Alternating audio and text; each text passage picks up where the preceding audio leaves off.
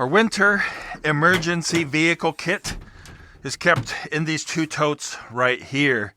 And I gotta tell you, man, a game changer is this bar right here. I don't know how many years we've gone right, with everything in the back of the truck always sliding all the way up to the front like groceries every week, right? Put your groceries in there, poof, up to the front. Not anymore. With that cargo bar, it's a great invention. And I know I'm not telling you anything new. You probably have one. I just never had one, but thankfully Strappino sent that to us. We'll talk more about them later. But this is our emergency kit, guys. Let's take it inside where it's a little bit warmer, and we'll check out what's in there.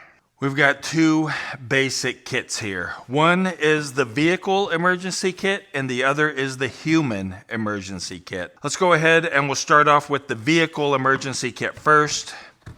Show you all the fun stuff that we've got in here. Oh, and by the way, if you want the 72-hour emergency checklist that we prepared for you guys, well, there's a link down in the description below where you can go ahead and download that for free. But this is the first thing that I wanted to show you here in the kit. It is kitty litter, because kitty litter does an excellent job of giving you traction when you need it. Now, we've got a four-wheel drive truck out there, but have you ever been on like a sheet of ice, just on the slightest little hill, man, and you just can't get the traction that you need to like get out of the parking spot possibly? It's embarrassing for sure. Well, kitty litter, man, is great for just putting back there behind your tires, back right out, no problem at all. Kitty, you like the kitty litter? That's Watts, by the way. Next on the list here is our tow strap. Right, just a standard old regular tow strap. It's got loops right here and right here that you can use to attach it to vehicles. But sometimes, man, it is way difficult to find an attachment point on a vehicle. And that's why we've got some stuff in this kit right here. It was just earlier this winter, actually. We were up in the mountains and there was an Acura that got stuck, just like on the berm, just like high-centered. Couldn't get out, man. So anyway, we used our tow strap to pull them out, but it was really hard to find a place on that car to attach it. We ended up having to kind of jerry-rig something, and because we didn't need a lot of force to pull them off, we were able to do it. But I went and I picked these two guys up right here, two shackles. If I had these, it would have been way easier to attach to their car. But now we've got them. They go with this tow strap. All right, what else we got in here? Well, we got some duct tape, right? Just standard old regular Gorilla Tape duct tape. We use this because, well, you might just need some duct tape for something, but it actually goes with this right here. These are just plastic trash bags. Construction, like super big ones, two of them here. These are really good if you need to work under the car. For some reason, you don't want to get all wet. You just open these up. You can cut them open and they get really big. You can lay on it to stay dry. The other reason is because, we're preparing for this road trip that we're going to go across the country, and we're going to be going through Montana, South Dakota, Nebraska. And those areas are prone to blizzards, and blizzards where they actually like close down the interstate, right? And so if we were to get caught in something and like slide off of the road and happen to break a window out in the car or the truck, we can use black trash bag and duct tape to seal up that window, right? So we want to be able to close up that window in the event of an emergency. Let's see what else we got in here. We've got, these are hot hands. They're like chemical hand warmers. They don't take any gas, they don't take any spark, any flame. It's all just chemical. You open them up and they just start working with the oxygen that's available in the air. Super helpful. When Seth and I were on our motorcycle trip up to Alaska, we thought we've got enough warm clothes, plenty of warm clothes. And I thought that it would have been fine. But man, there were some spots on that trip that were freezing cold. I mean, like we had all of our clothes on, we had our raincoats on and all of our rain gear trying to block that wind from coming through. And we're just like freezing. We had some of these hot hands with us. And they're actually the boot ones, because the boot ones have a sticker on them so you can stick them to the underside of your sock.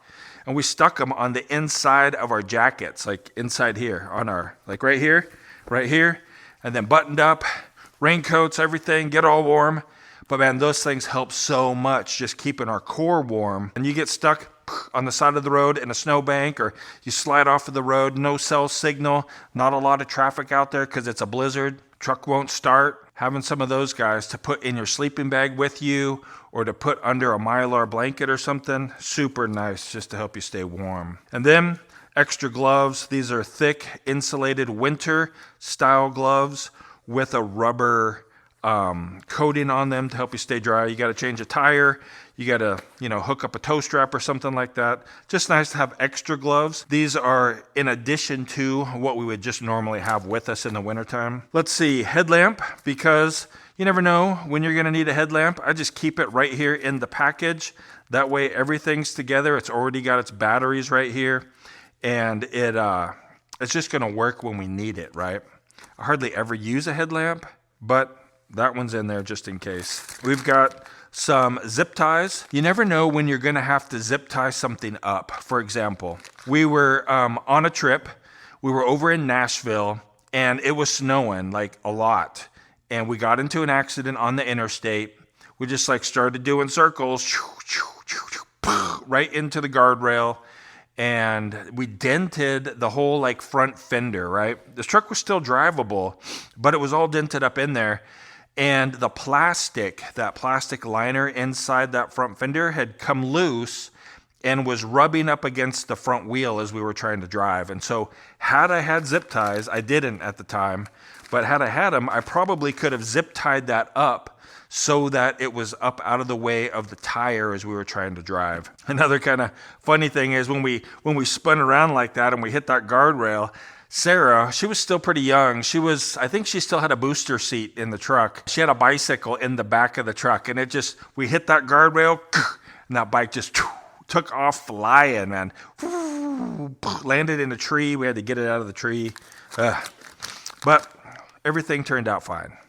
So next thing up in here is some road flares. These are your standard traditional fire road flares. Great for starting fires if you have to, but I don't have these in here to start fires. I mean, I could start a fire with it if I needed to, but these are really in here because if you're on the side of the road and it's snowy or foggy or something, and you just want people to be able to see you, I know you can get those orange triangles. They kind of unfold and you put them out there.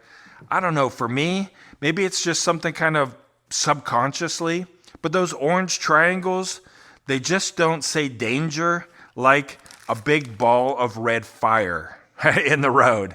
A big ball of red fire says, hey buddy, something important's going on here. Pay close attention. I know those orange cones should do the same thing, but they just don't for me. And I don't know why. So we got the red fire. And then a simple shovel right here, for digging out in the snow if you have to. I know it's small and you might prefer a full-size shovel.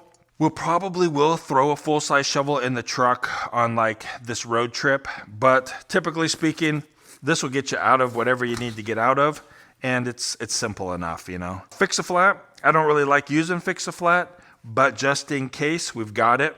And we got some jumper cables in here. Well, because you want to be able to help somebody out that has a dead battery, and if you get a dead battery, well, you want to be helped out. This is just a tire compressor. Simple 12-volt tire compressor. I haven't had a flat in years. I don't know why. Just been blessed, I guess. But I haven't changed the tire and for so long. I don't even know the last time. But we got this guy. We just keep it in the box. And in case we need it, we've got it. Plus, tire repair kit. I know I'm saying in this video that I haven't had a flat tire in years. Probably get one on this trip. This is just a tool box, right, that has a variety of different tools in it here. We've got, some wire cutters. We've got the, wire strippers, various wrenches, screwdrivers, just an assortment of tools, extra wire in there, extra fuses. Down here we've got some sockets and various wrenches and electrical connectors, electrical tape, stuff like that.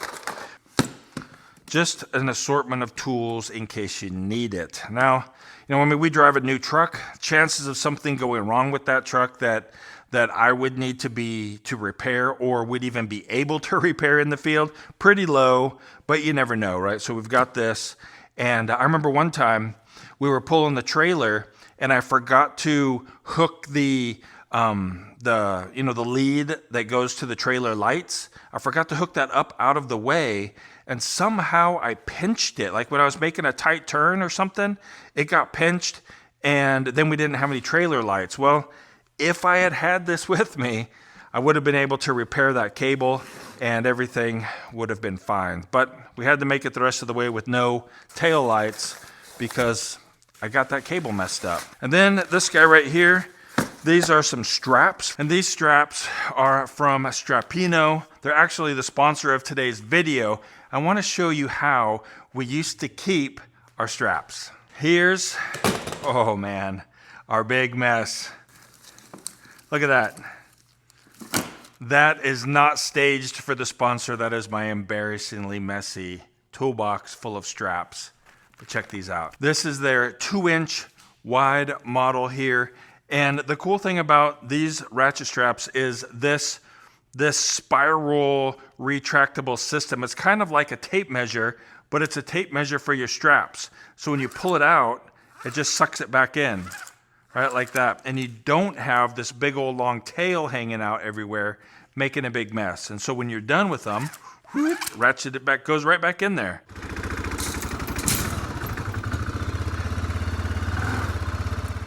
So one of the things that I noticed about using these straps, say to get the motorcycle down, is with the ratchet part, it holds it together as you get things started. One of the problems that I used to have was the straps falling off because there was no tension on them at all when you're trying to hook something up. But with these guys, got it started over there. It's not going to fall over. You can do it with just one person, no problem. Ratchet it down. The other one's already tight. Bam. There we go. Right? So we could go tighter, but that's pretty good for demonstration purposes, right? We put 2 more straps on the back just to make sure everything's safe. But guys, these things work great. Let me show you a little bit closer up that bar that I was telling you about. Come on. All right, open this guy up right here. So this is the bar that I was telling you about, right? It's got a foot that goes on this side to hold it up against there. And then over on this side as well, you've got that foot right there. And notice you've also got that bolt right there. All right, so basically you take this guy here and you can unscrew it some, which loosens it up from over there. That's like because I got it so tight right now. And then you can undo it like that, right? So now we're loose. Now we want to ratchet it back up. But can I do it with one hand? Oh, there we go. Look at that. Okay.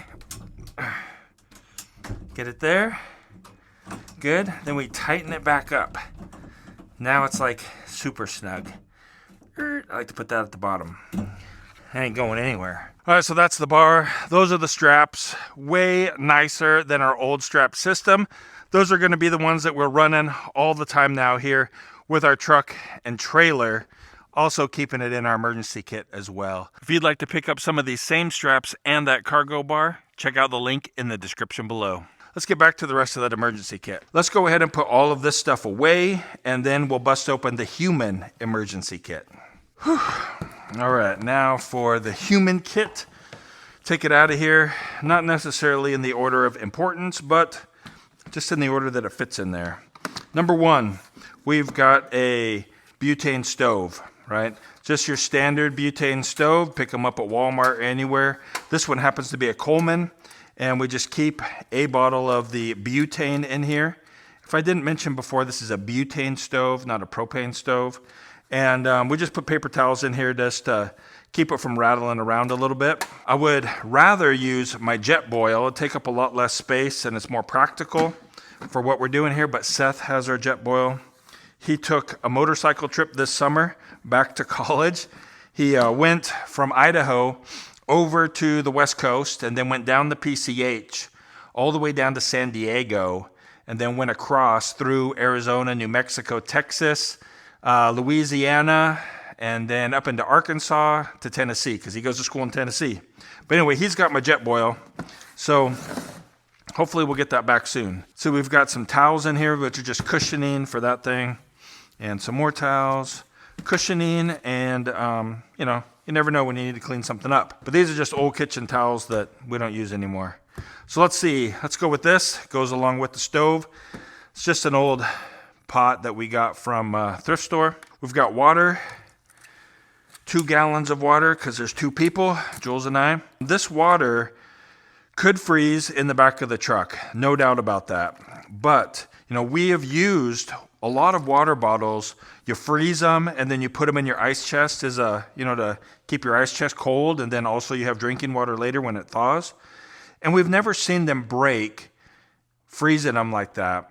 And so I don't think that these are going to break. They might, but I don't think so. I think, you know, they'll puff up, but I don't think they're going to break when they freeze in the back of the truck. These are just snacks, man, because I like these. And if you're stuck on the side of the road for a little while, having a snack just makes you feel good, you know? Weather radio, next thing up here.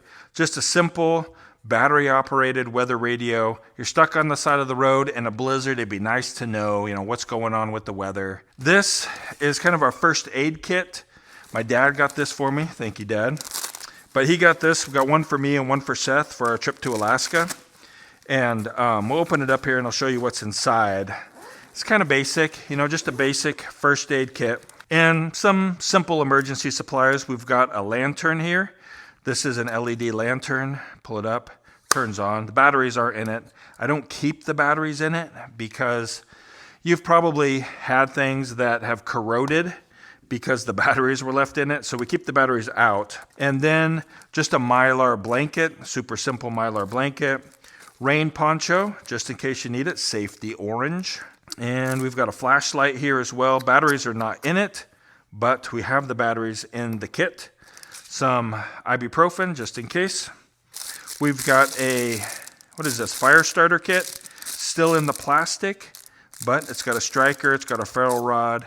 So just in case we need to start a fire, we've got that. Another fire starter kit. This actually is kind of one of those bracelets, you know, that clip together and you can wear it if you want. But it's got a little compass on it and it's got the rod and a striker. Let's just give it a try here. Show you that it works. Oh yeah. Try to get you. Can't get you. Too far away. But that's the fire starter there. And it has a whistle. And whistles are important for emergency type situations because you can blow a whistle way louder than you can yell, right? And so if you need help and you're in a place where you can't easily be seen and you can't yell very loud, a whistle is very helpful. And people are like tuned into whistles. You hear a whistle going off, you automatically think, somebody might be in trouble. I better go over there and investigate. And so very helpful to have a whistle. Simple first aid kit, right? All your regular Band-Aids and stuff like that are in there.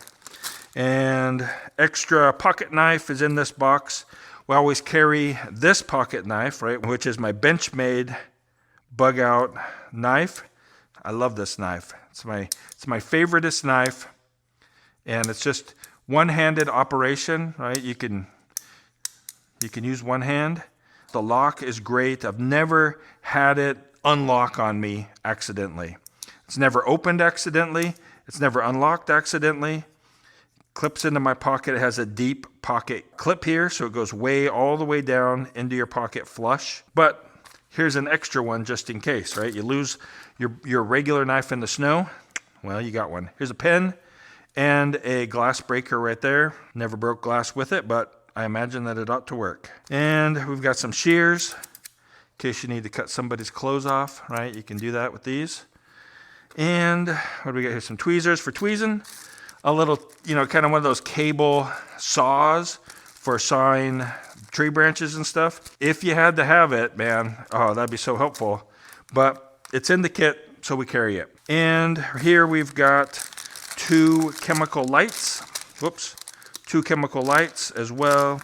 And right here's the batteries that go with the lantern and the flashlight. All right, so then number last is this guy's right here. This is just a 72-hour emergency food kit. Super simple, all freeze dried, will last for 25 years. And so hopefully Sarah or Seth will inherit these because, you know, I hope that I will never have to eat them. But if I have to eat them, I'm going to be extremely happy that I had them. And these guys right here, they have got 2,667 calories per day, right? So this is a 72-hour kit, and it's good for 3 days, right? 72 hours is 3 days.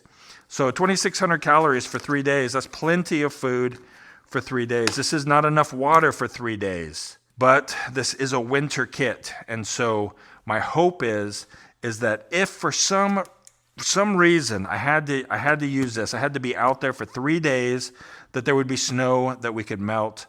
And we've got this water here. So it's just a just in case, right? Just in case we've got it. What I want to know from you is, what do you think we're missing in this emergency kit? What would you add to it to make it even better? You know, we like to talk about, you know, practical preparedness. We're not talking doomsday, you know, end of time scenario, although that's important to be prepared for, you know, the collapse of society.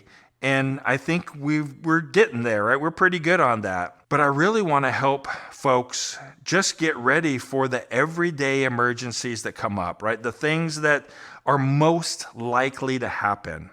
Sliding off the road on an icy street where there's no cell service is a likely thing to happen when you're traveling across the country in the wintertime, right? So we want to be prepared for that.